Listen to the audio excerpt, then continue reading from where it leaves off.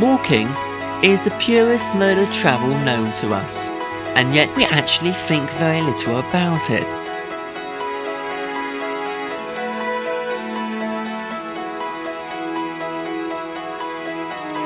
How different the world looks on foot than by car, train or plane.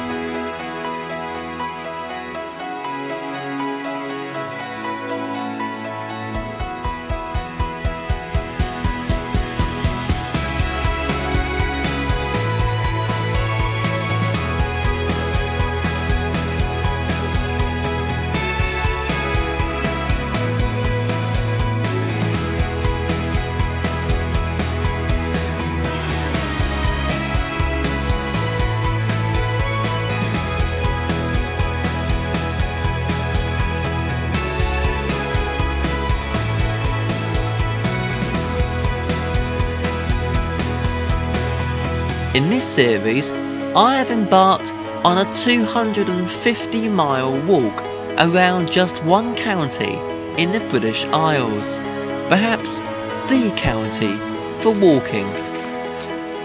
Norfolk!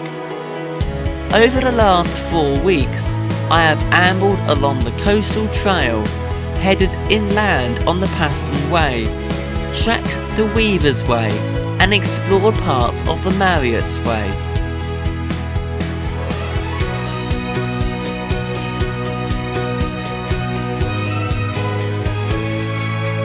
In this programme, join me, Daniel Evans, as I continue along the trail, along the Wensum Way.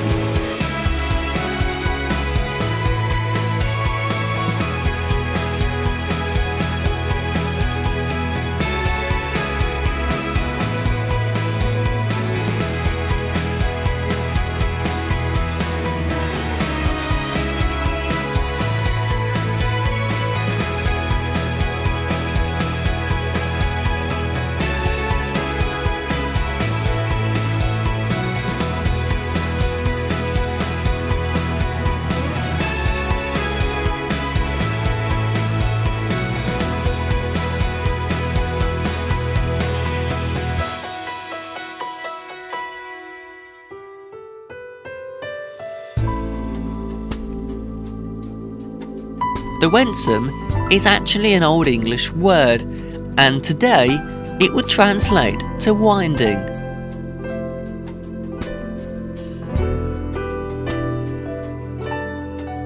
As well as meandering through the wondrous landscape of Norfolk, it is a designated site of special scientific interest and a special area for conservation. It is home to outstanding views, picturesque villages, and quite a few historic sites.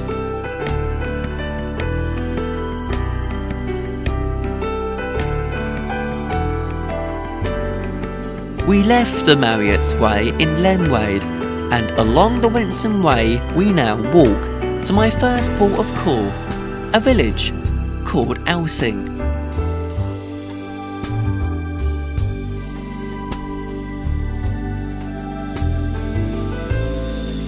Elsing is named after a Danish chieftain, Elisa, and appears on the village sign. In medieval times, Elsing was a thriving town with a population of over 1,000.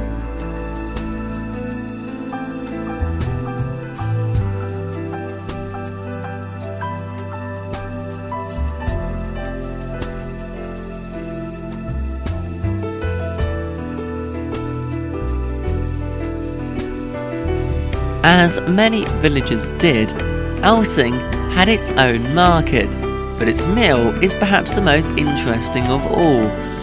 Elsing Watermill lies on the River Wensum. It was rebuilt in the middle of the century, where animal seed was milled until it ceased working in the 1970s.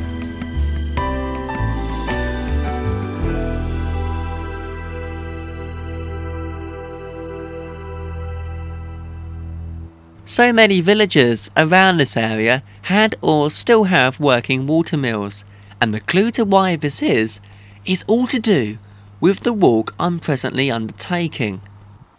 the Wensum Way, named after the River Wensum. But the Wensum is more than just a river.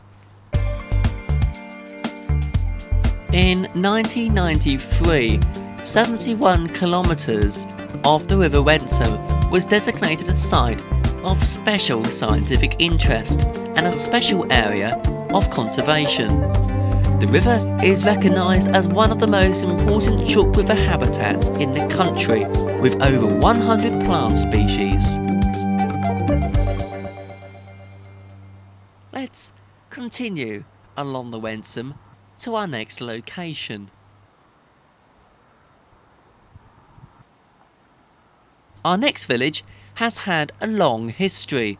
It was documented in the 11th century Domesday Book and was home to the ancestors of Abraham Lincoln, 16th President of the United States. Swanton Morley is quite a large village, 2,500 people, and it's close to those famous market towns of Fakenham, Swaffham and Dereham. Swanton Morley has strong links, not just with the River Wensum, but with the armed forces.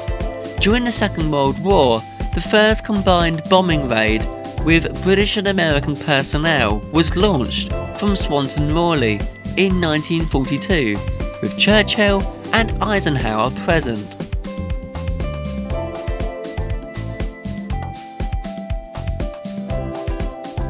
Our next location isn't so much steeped in history, but it does have distinctive flora and fauna.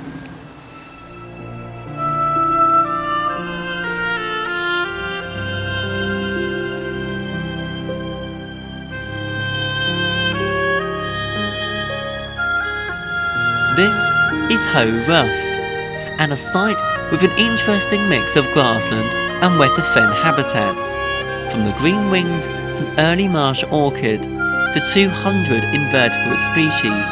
Hoe Rough is home to the River Whitewater, a tributary to the Wensum. If you look closely, you may even see the otter, a water vole or a crayfish. Perhaps the great crested newt, the UK's largest and rarest newt, with the orange and black spangled bellies and rough warty skin. It's quite a sight.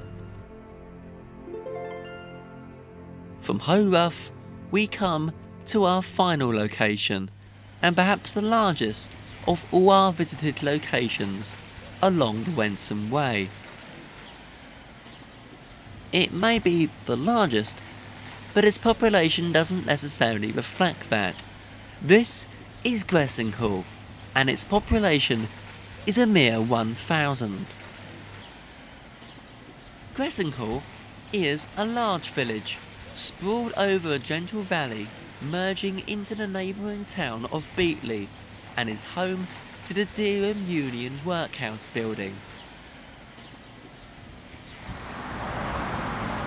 The main building was built in 1777, and originally it was where the poor came to live. But now it's the Museum of Rural Life, hence the horse. It's a great day out, whether you want to learn about the lives of Norfolk people in the past, or relax and have a good time with your friends and family.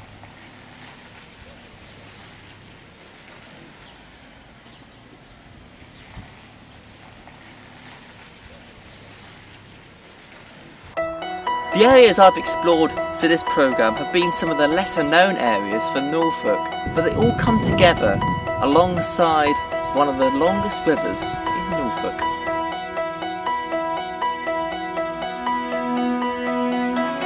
From the historic to the idyllic, each one has a story to tell, but they all combine to produce the Norfolk story, a story centuries of years old.